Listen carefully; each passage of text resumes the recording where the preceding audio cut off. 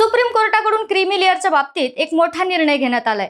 OBC आरक्षण आणि त्यातही क्रीमी लेअरच्या मुद्द्यावरून देशात अनेक वेळा वाद होत असल्याचं आपल्याला पाहायला मिळालंय। पण सुप्रीम कोर्टाने घेतलेल्या या निर्णयामुळे क्रीमी लेअरच्या मुद्द्याचा वाद मिटेल अशी शक्यता निर्माण झाली आहे। आजवर केवळ उत्पन्नाच्या मुद्द्यावरून क्रीमी लेअर ठरवला जायचा।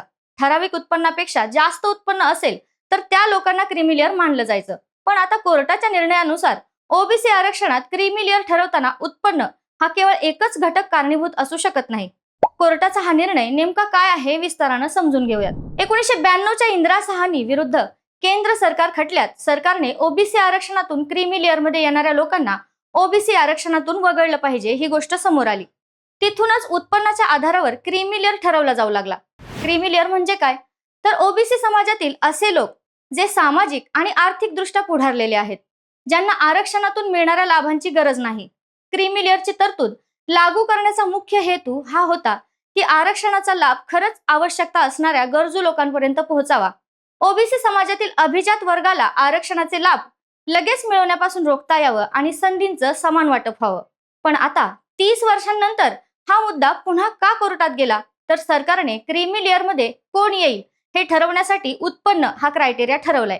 पण आरक्षणाचा मूळ हेतू काय आहे की जातीय किंवा सामाजिक भेदभावामुळे ज्या लोकांची संधी हिरावून घेतली जाते त्यांना संधी देणं। त्याच आधारावर काही उच्च न्यायालयाचं म्हणणं आहे की उत्पन्न या केवळ एका घटकावरून व्यक्तीची सामाजिक प्रगती झाली असं म्हणता येणार नाही। कारण बऱ्याच वेळा केवळ उत्पन्न हा क्रायटेरिया असल्यामुळे एखादी व्यक्ती सामाजिक दृष्ट्या अत्यंत उच्च स्तरावर असूनही आरक्षणाचा लाभ घेते। याच बाबत स्पष्टता यावी यासाठी हे प्रकरण सुप्रीम कोर्टात गेलं। त्यानुसार सुप्रीम कोर्टानं उत्पन्न हा क्रीमी लेअर ठरवणारा एकमेव घटक असू शकत नाही असा निर्णय दिलाय। आरक्षणाचा हेतू सामाजिक भेदभाव नष्ट करणे हा आहे।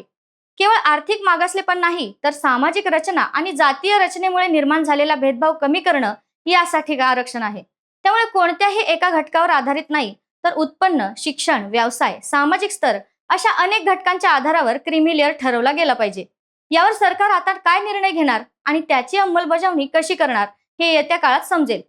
पण सुप्रीम कोर्टाने या घेतलेल्या निर्णयामुळे सामाजिक न्यायाचं तत्व पुन्हा अधोरेखित केल्याचं बोललं जातंय। या निर्णयाबद्दलची तुमची मतं कमेंटमध्ये सांगा आणि डिकोड मराठी आमच्या YouTube चॅनलला सबस्क्राईब करायला विसरू नका।